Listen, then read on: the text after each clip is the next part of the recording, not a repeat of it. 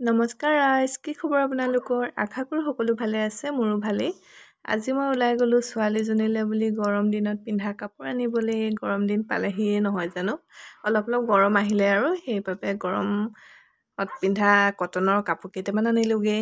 এয়া দেখিলেনে, লৈ আহিলোৱে মানে তাত ভিডিঅ' কৰা নহ'ল আৰু ছোৱালী লৈ ভিডিঅ' কৰিবই নোৱাৰি, সেইবাবে আহিয়ে কৰিছোঁ। এইকেইটা ল'লোঁ, কেনেকুৱা লাগিছে জনাবচোন। এইবিলাক চব দেউতাকৰ চইচ দেই। গৰমত পিন্ধা হাফ পেণ্ট, কটনৰ এনেকৈ লং পেণ্ট সেনেকৈ ল'লোঁ আৰু তাৰপৰা গেঞ্জি ল'লোঁ এটা।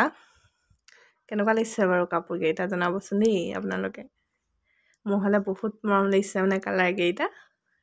কেইটামান ল'লোঁ আৰু সৰু ল'ৰা ছোৱালীৰ কাপোৰ ঘপককৈ মানে সৰুৱে হৈ যায় নহয় জানো, সেইবাবে ইমানো লোৱা নাই আৰু এইকেইটাকে ল'লোঁ।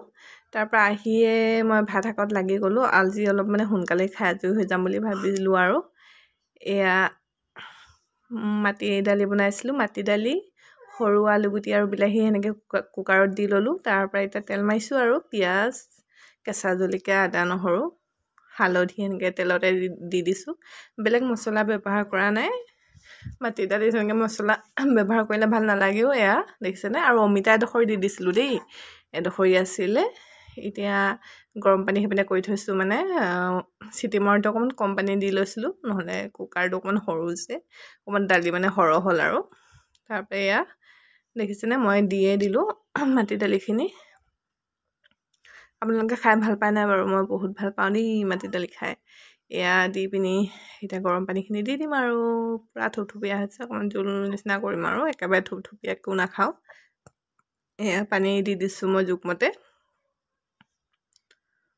এতিয়া মই ইয়াতে আৰু নিমখ দি পিনি ঢাকন মাৰি থৈ দিম আৰু সৰু আলুগুটিও গোটা গোটাকৈ দি দিছোঁ। এয়া জোখমতে নিমখ দিলোঁ। যেতিয়া ঢাকন মাৰি থৈ দিম আৰু অলপ টাইমৰ কাৰণে, আৰু বেছি টাইমৰ কাৰণে নহয়, কাৰণ সিজিলে আৰু চিটি মাৰোঁতে 3-4টা মাৰি থৈছিলোঁ। তাৰপৰা ইয়াত মই শেষত দি দিছোঁ ধনিয়া পাত। ধনিয়া পাত দিলে খাই ভাল লাগে আৰু চব্জিবোৰ গোন্ধটো ভাল লাগে। তাৰপৰা এইপিনে ঢেকীয়া আলু ভাজিছিলোঁ আৰু এনেকৈ খাম আৰু দেই। ধন্যবাদ, বাই বাই।